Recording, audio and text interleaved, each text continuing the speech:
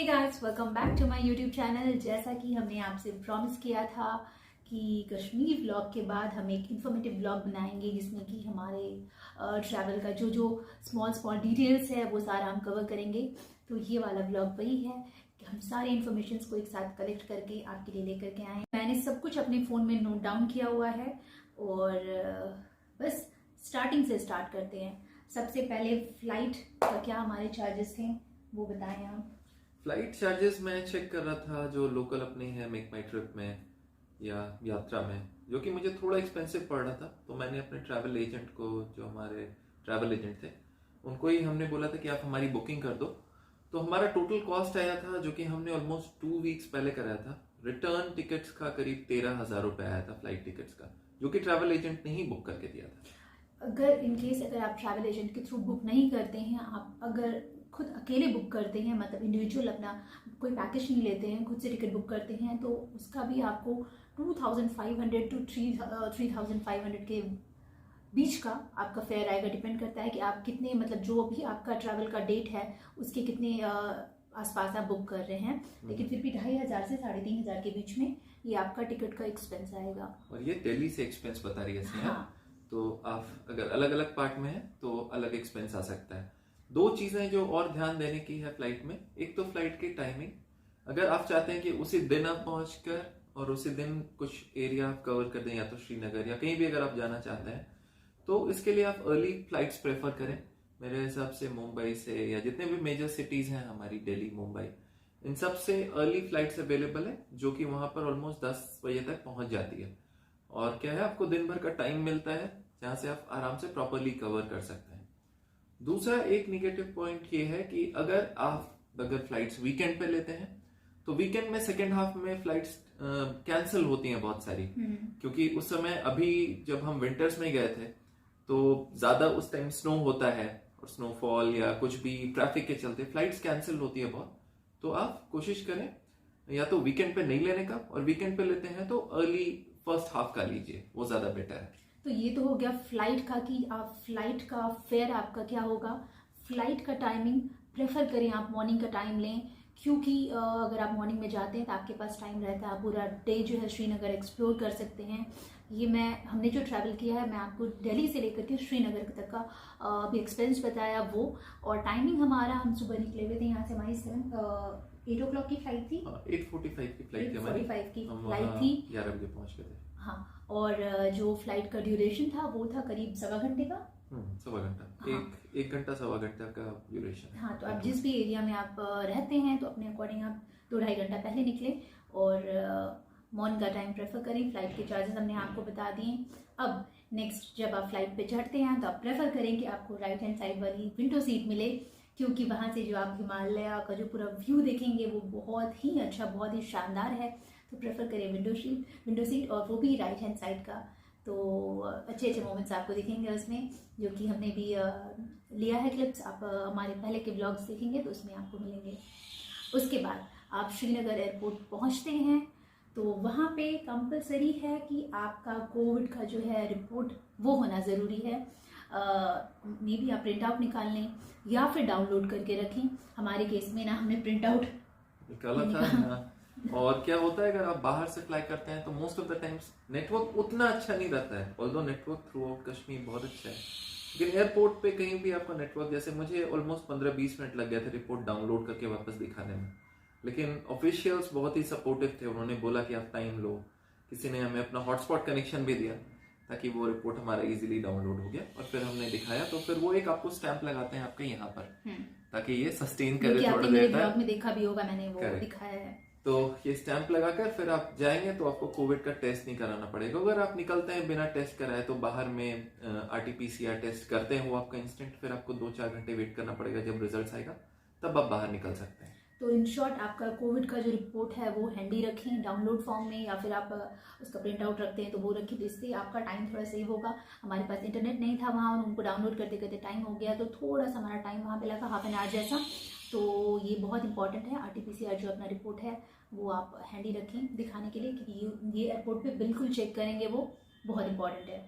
Next, अब airport, Srinagar airport आप पहुँचते हैं तो वहाँ पे जनरली सिक्योरिटी बहुत है और सिक्योरिटी रीजंस के कारण आपको फोटोग्राफी जो है वहाँ पे प्रोहिबिटेड है, आप फोटोग्राफी वहाँ नहीं कर सकते हैं, जैसा हमने जगह जगह लिखा हुआ है। जब आप फ्लाइट से लैंड करेंगे तो वो एक इंस्ट्रक्शन देते हैं कि DGCA के रूल्स के हिसाब से कश्मीर एयरपोर्ट जो है वहाँ पर आप फोटोग्राफी या वीडियोग्राफी नहीं कर सकते हैं और वहाँ पर ये पनिशेबल ऑफेंस है। तो काइंडली अवॉइड करें वहाँ पर सेल्फीज लेना या वहाँ पे वीडियोस लेना प्लेन्स और ये सब इस एरियाज में। तो अब आप श्रीनगर एयरपोर्ट पहुँच जाते हैं और श्रीनगर एयरपोर्ट से जो हमारा स्टे था वो करीब 10 मिनट्स का था। बिल्कुल 2 से 3 किलोमीटर था। हाँ, तो एयरपोर्ट से जो हमारा स्टे था वो काफ़ी दूर नहीं था, तो ये भी एक अच्छी बात है। और बहुत ही अच्छा होटल था जो हमने हमारे एजेंट ने बुक किया था। मैं आपको स्टार्टिंग में मैंने बताया या नहीं बताया, नहीं, मैं भी आपको बता देती हूँ कि जो हमारा थ्रू आउट प्लान था वो हमने ट्रैवल एजेंट के थ्रू बुक किया था। मैं उनका नाम, कॉन्टैक्ट डिटेल्स, जो भी है सारी इन्फॉर्मेशन वो डिस्क्रिप्शन बॉक्स में डालूंगी, तो आप उनके थ्रू बुक कर सकते हैं। क्योंकि ये श्रीनगर जो है मेरे ख्याल से या फिर कश्मीर का जो ऑल टुगेदर ट्रिप है वो आप किसी ट्रैवल एजेंट के थ्रू ही बुक करें तो मेरे ख्याल से वो ज़्यादा सेंसिबल है। हाँ, इसके पीछे भी बहुत सारे रीजंस हैं जो कि मानस आपको एक्सप्लेन करेगा कि आप ट्रैवल एजेंट के थ्रू क्यों बुक करें। देखिए, ट्रैवल एजेंट कोई भी दूसरा स्टेट ट्रैवल करना और कश्मीर ट्रैवल करना, एक तो पहला रीजन ये हो सकता है कि मोस्ट ऑफ द हम लोगों के लिए फर्स्ट टाइम कश्मीर का ट्रिप रहता है, तो जहाँ पर हम 100% अवेयर नहीं रहते हैं कि क्या, अगर आप मल्टीपल टाइम्स जाते हैं तो ये बिल्कुल जैसे हम फर्स्ट टाइम जा रहे थे कश्मीर, तो वहाँ पर हम रिलाई कर रहे थे। इनफैक्ट हमने भी बहुत बार पहले भी देखा था कि लोग बोलते हैं कि आप अगर कर लोगे तो सिस्टमैटिकली आपका सारा प्लान हो जाता है। तो हमने स्टार्ट किया अपना ट्रिप, यहाँ पर एक ट्रैवल एजेंसी से हमारी बात हुई और हमने तो फर्स्ट डे हमारा श्रीनगर में स्टे था और जो हमारा होटल था, होटल हेरिटेज लग्जरी, वो 10 मिनट्स का डिस्टेंस है एयरपोर्ट से। तो अगर आपको भी टाइम सेव करना है और फर्स्ट डे श्रीनगर में ज़्यादा से ज़्यादा आपको जो भी है साइट सीइंग करनी है, तो आप प्रेफर करें कि आपका जो होटल है वो एयरपोर्ट से नज़दीक हो, ज़्यादा ट्रैवलिंग टाइम ना हो आपका होटल के को ट्रैवल करने में लगे। तो फर्स्ट डे सबसे पहले हम होटल इन किया हमने, हम रिफ्रेश हुए और उसके बाद हम चले गए हजरत दरगाह, जो कि करीब 15 to 20 मिनट्स का डिस्टेंस था हमारे होटल से। और थ्रू आउट जो ये ट्रिप है, इसमें जो हमने ट्रैवल एजेंट के थ्रू बुकिंग की है, इसमें सारा टू एंड फ्रो जो भी है, कैब और जो गाड़ी है, ये सब कुछ जो हमारे ट्रैवल एजेंट हैं उन्होंने अरेंज करके हमें दिया है। तो जो एयरपोर्ट से हमारा पिकअप था वो भी हमारे पास गाड़ी आ गई थी, इटियोस थी।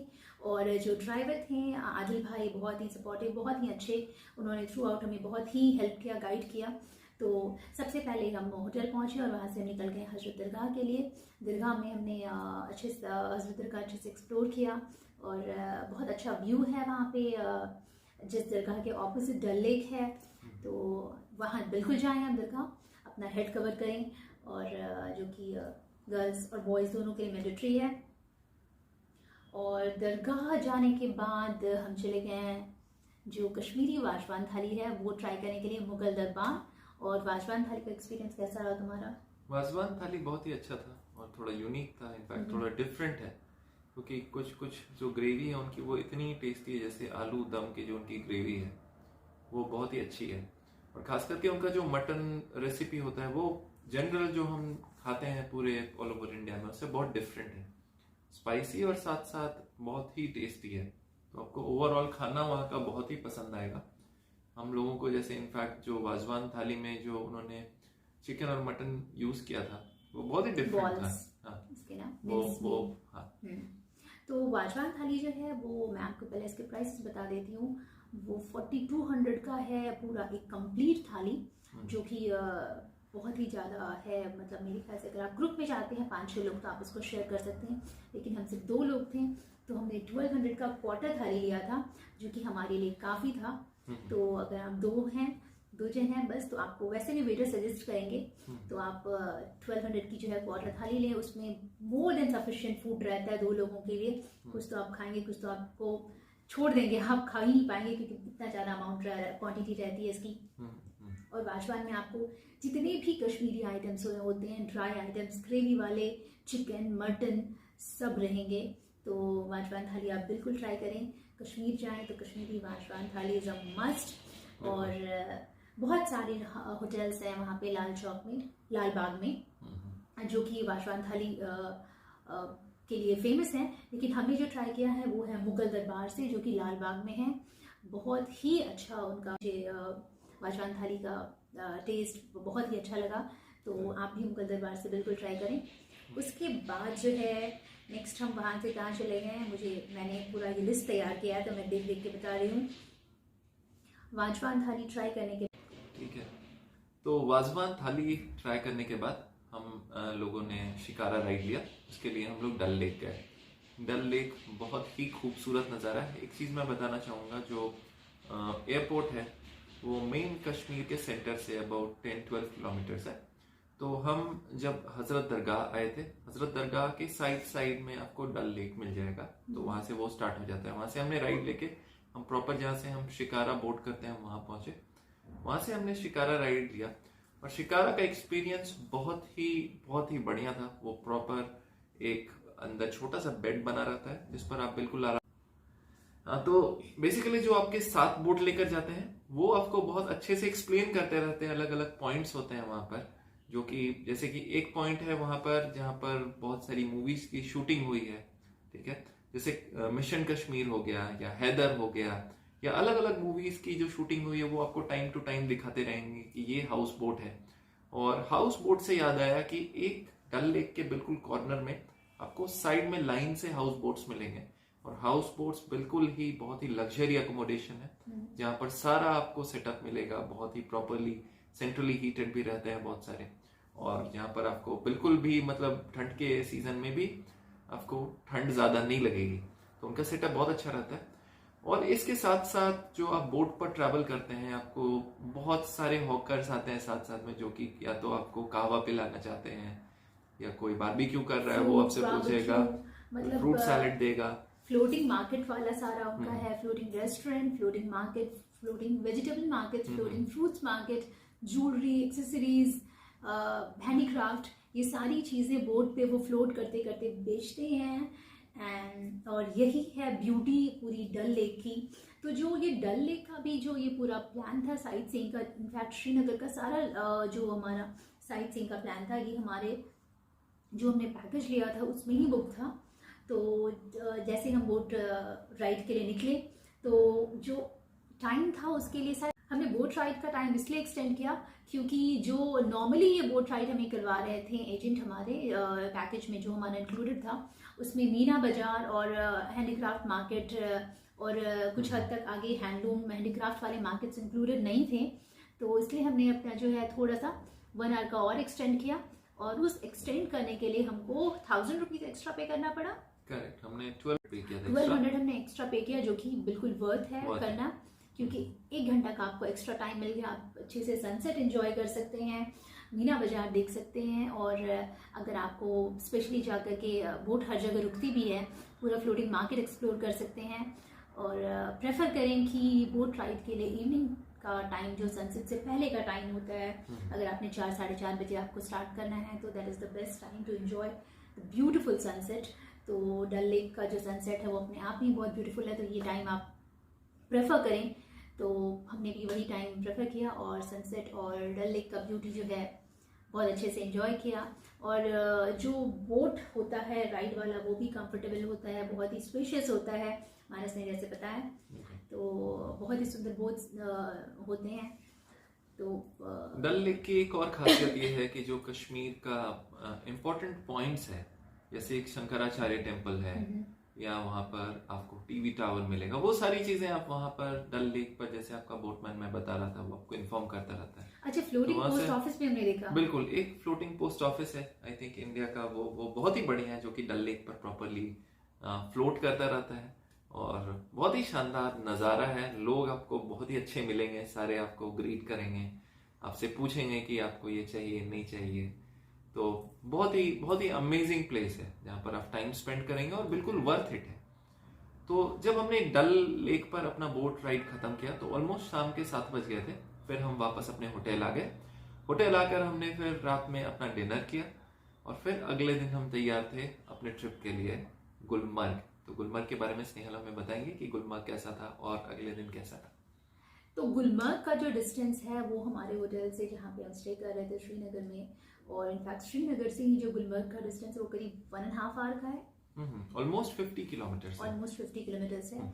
तो हमको अर्ली मॉर्निंग निकलना था, क्योंकि गुलमर्ग में, श्रीनगर में हमारा स्टे 1 दिन का था, मतलब जिस दिन हम आए और फिर नेक्स्ट डे हमको चेकआउट करके गुलमर्ग निकलना है। और गुलमर्ग में भी जो हमारा स्टे था सिर्फ 1 दिन का था, तो हमको अर्ली मॉर्निंग निकलना है, क्योंकि हमको वहाँ पे पहुँच करके जो एक्टिविटीज़ हैं वो करनी है और फिर थोड़ा रेस्ट करना है, और नेक्स्ट डे फिर हमको अपने नेक्स्ट डेस्टिनेशन के लिए निकलना है। इन सबको ध्यान में रखते हुए हमने सबसे पहले मॉर्निंग में ब्रेकफास्ट किया, और ब्रेकफास्ट करने के बाद जितनी जल्दी हो सकता है हमने श्रीनगर से चेकआउट करके हम निकल गए, और 8:30 के आसपास हम अपने होटल से निकल गए। और 8:30 पे जो हम निकले, तो जो वही हमारे ड्राइवर भाई थे आदिल भाई, वो मॉर्निंग में हमको लेने के लिए आए और उनके साथ हम निकल गए गुलमर्ग के लिए। तो आप गुलमर्ग, जैसे श्रीनगर से आप गुलमर्ग की तरफ निकलेंगे तो सबसे पहले ऑन द वे आएगा टनमर्ग, और टनमर्ग से जो है जो आपकी गाड़ी है वो चेंज होगी। इसका रीज़न ये है कि जो गाड़ी ये आपको आपके एजेंट प्रोवाइड करते हैं, उसमें व्हील्स में चेन शायद नहीं लगी रहती है, और टनमर्ग में सारी जो गाड़ीज हैं, जो व्हीकल्स हैं, उनमें चेन लगती है, क्योंकि उसके आगे जो है स्नो रहता है, स्नो कवर्ड रोड्स रहते हैं, और उसमें आपकी गाड़ी स्लिप हो सकती है, कुछ भी अनफॉर्चुनेट एक्सीडेंट हो सकता है। तो उसको अवॉइड करने के लिए सारे जो व्हील्स होते हैं उसमें चेन लगती हैं, इसके लिए हमको गाड़ी चेंज करना होता है। तो ये टनमर्ग का जो है हमारा गाड़ी चेंज होने का एक रीज़न ये है। तो अगर आप भी ट्रैवल करते हैं तो आप सिर्फ श्रीनगर से टनमर्ग तक जाएंगे, और ये मैं आपको विंटर का बता रही हूँ, मे भी समर का कुछ और सीन हो। हमने विंटर में ट्रैवल किया था, तो मैं आपको विंटर के का सारा इन्फॉर्मेशन दे रही हूँ। तो टनमर्ग से आपके व्हीकल में चेन लग जाएगी और आपकी गाड़ी भी चेंज हो जाएगी। अब अगर आपको शूज़, बूट और जैकेट्स या फिर कुछ भी विंटर वेयर या फिर स्पोर्ट्स एक्टिविटीज से रिलेटेड कुछ भी सामान आपको रेंट करना है, आप अपने साथ कैरी करके नहीं जा रहे हैं, तो उसका भी बहुत ही उत्तम उपाय है टनमर्ग में, जो कि मानस आपको एक्सप्लेन करेगा कि टनमर्ग में क्या क्या चीज़ें। तो टनमर्ग में आप बेसिकली जैसे जाते हैं वहाँ पर आप अपने विंटर गियर ले सकते हैं, जहाँ पर बेसिकली बूट्स होता है, जो स्नो बूट्स होती हैं, और इसके अलावा हाई ऑल्टीट्यूड जैकेट्स, अगर आपके पास उतनी विंटर वेयर नहीं है तो आप हाई ऑल्टीट्यूड जैकेट ले सकते हैं, और ये सारा आपको रेंट पे मिल जाता है। जैसे हमने जो शूज लिया था ये हमें मिल रहा था 200 रुपीज पर डे के हिसाब से, जो कि एक फिक्स रहता है। जैसे आप जिस ड्राइवर के पास जाएंगे उसकी किसी शॉप से टाई अप रहेगी जहां पर आपको वो प्रॉपर, लेकिन मोर और लेस रेंट बिल्कुल नॉमिनल है। 200 से 300 रुपए में अगर आपको बहुत अच्छे बूट्स और अगर आप चाहें तो जैकेट्स भी मिल जाएंगे, वो आप लेकर फिर वहां से आगे निकलते हैं टुवर्ड्स जो कि हाई ऑल्टीट्यूड है। फिर वहां से थोड़ी सी चढ़ाई शुरू होती है, और डिस्टेंस टनमर्ग से गुलमर्ग का ऑलमोस्ट जस्ट 15 किलोमीटर्स है, 12 to 15 kilometres, I am not really sure. अच्छा, टनमर्ग में बूट्स तो मिलते हैं, साथ में आप जैकेट्स भी वहां से ले सकते हैं। बूट का तो मानस ने आपको रेंट बताया कि 200 रुपीज पर डे है, लेकिन जो जैकेट्स हैं उसका रेंट है 300 rupees per day. In case अगर आप बूट और जैकेट दोनों कंबाइन करके ले रहे हैं तो आप थोड़ा बार्गिन करें, और आप उससे बार्गेन करके अच्छे प्राइस पे ले सकते हैं। थोड़ा बहुत बार्गेन, ज़्यादा बार्गेन नहीं करेंगे वो। तो हमने ये 1 दिन का ही रेंट था हमारा 200 रुपीज़ पर डे। हम जैकेट्स अपने खुद के लेके गए थे, हमें स्नो बूट्स लेने थे, बस हमने बूट्स लिया था 200 ईच पर डे के लिए। और जो व्हीकल, जो हमारी गाड़ी चेंज होती है वो भी बहुत ज़्यादा टाइम टेकिंग प्रोसेस नहीं है, हार्डली आपको 10-15 मिनट्स वेट करना पड़ेगा। तब तक आप टनमर्ग का ब्यूटी एंजॉय करें। जो लो राइज वहाँ पे छोटे छोटे घर होते हैं, उनमें पूरा स्नो कवर्ड होता है, तो वो आप एंजॉय करें। और आपको बूट लेना है, जैकेट लेना है, इसमें जो टाइम लगता है तब तक आपकी गाड़ी आ जाएगी। और जो टनमर्ग से भी गाड़ी आगे हमारे गुलमर्ग को जाएगी, वो गाड़ी भी हमारे पैकेज में इंक्लूडेड था। तो टनमर्ग से डायरेक्टली हम गुलमर्ग नहीं गए, टनमर्ग से हम गए पहले ड्रंग वाटरफॉल। बहुत सारे लोग जो हैं जो ट्रैवल करते हैं गुलमर्ग, वो उसको मिस कर देते हैं।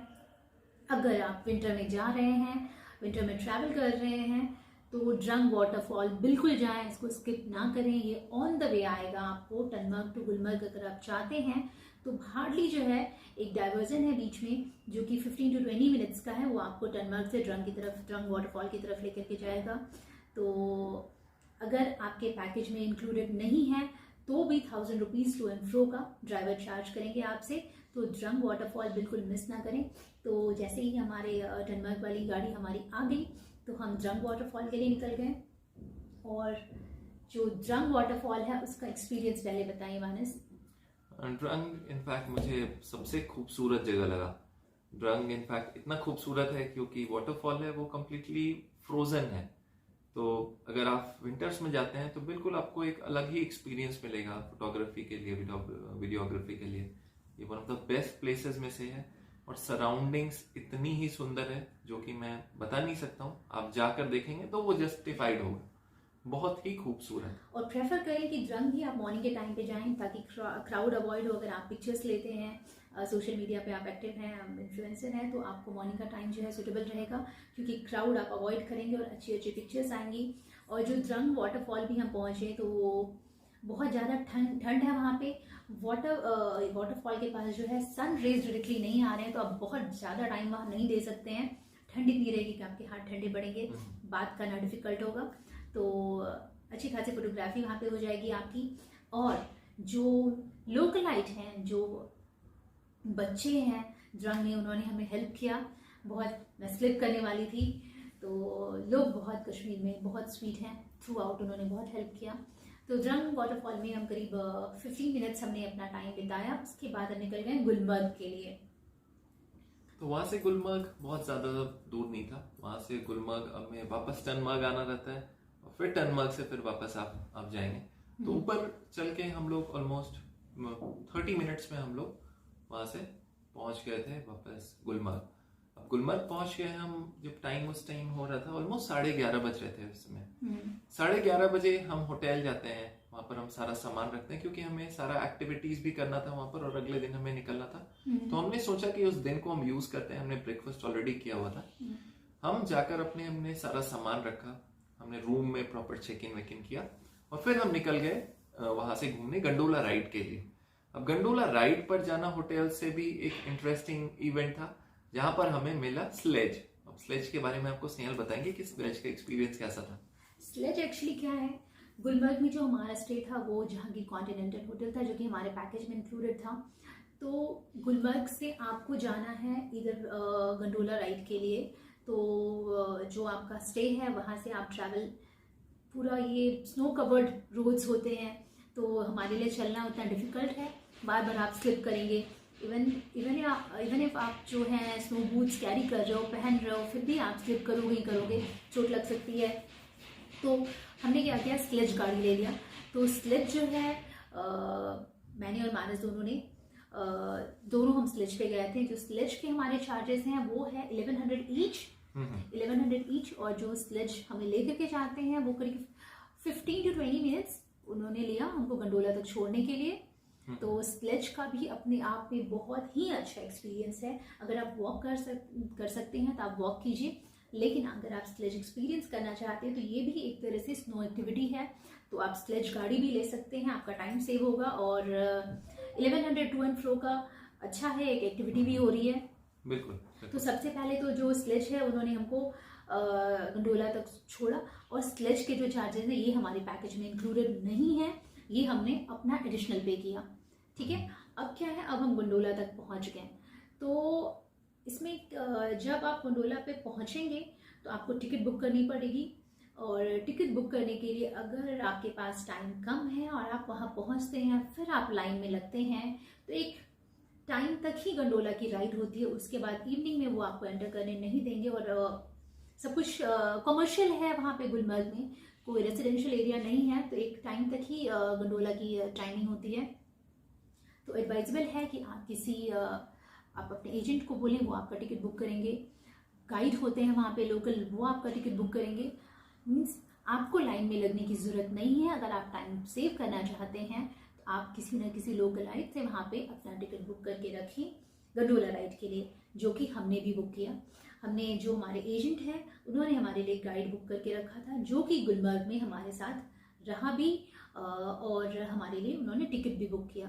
अब गंडोला का जब हम गंडोला पे पहुंच गए तो वो हमसे मिले भैया और टिकट उन्होंने हमारे लिए बुक करके रखा था। मानस, टिकट का क्या प्राइस था गंडोला का? गंडोला राइड एक्चुअली क्या होता है, सबसे पहले मैं ये बताना चाहता हूँ। गंडोला केबल कार होता है। हम गंडोला हर बार बोल रहे हैं, सब सोच रहे हैं गंडोला होता क्या है। ये केबल कार है जो कि आपको स्नो वाले एरिया में बिल्कुल एक वायर के थ्रू, और मेरे हिसाब से एशिया का सबसे highest gondola ride cable car ride है, सॉरी केबल कार राइड है। तो इस पर आप बैठते हैं, बिल्कुल एक कैबिन सा स्पेस रहता है जो आपको बिल्कुल स्ट्रेच करके बहुत ही हाई ऑल्टीट्यूड पे ले जाते हैं, जहां पर और भी ज्यादा स्नो मिलेगा आपको, और वहां पर आप बहुत सारे एडवेंचर एक्टिविटीज ये सब करते हैं। तो बेसिकली चार्ज जो गंडोला का है पर पर्सन है 750, जिसमें 2 सेक्शन है, या तो आप सेक्शन 1 तक जाइए और दूसरा फेज 1 और फेज 2। फेज 2 पर अगर आप जाएंगे तो वो और भी ज्यादा हाई ऑल्टीट्यूड, बेसिकली कोई अगर स्कीइंग के लिए जाना चाहता है तो वो फेज 2 पर जाके, फेज 2 इतना हाई ऑल्टीट्यूड पर है कि वहां से आप नीचे आते हैं डायरेक्टली स्कीइंग करते हुए। तो हमने फेज 1 का लिया था, और फेज 1 पर हम चढ़े गंडोला पर, और अगले 10 से 12 मिनट में गंडोला ने हमें फेज 1 पर छोड़ दिया। लेकिन उसका व्यू, जो राइड का व्यू है, वो एक्सेप्शनल है। आप जैसे चढ़ते हैं और नीचे आसपास देखेंगे बिल्कुल केवल स्नो ही है चारों तरफ, और छोटे छोटे खूबसूरत वहां पर ह्यूमन सेटलमेंट्स हैं, मकान हैं जो कि बनाए हुए हैं, और वो भी ऑलमोस्ट सारे बर्फ से जमे हुए रहते हैं। तो वो इतना सुंदर लगता है देखने में। ह्यूमन हैबिटेशन बिल्कुल जीरो है वहां पर। लोग जो भी वहां पर आते हैं वो बेसिकली एडवेंचर के लिए, या कुछ सेटलमेंट्स हैं जिस पर एक्टिविटीज या कुछ मकान हो सकता है हो, ये मैं बिल्कुल क्लियर नहीं हूँ इसके बारे में।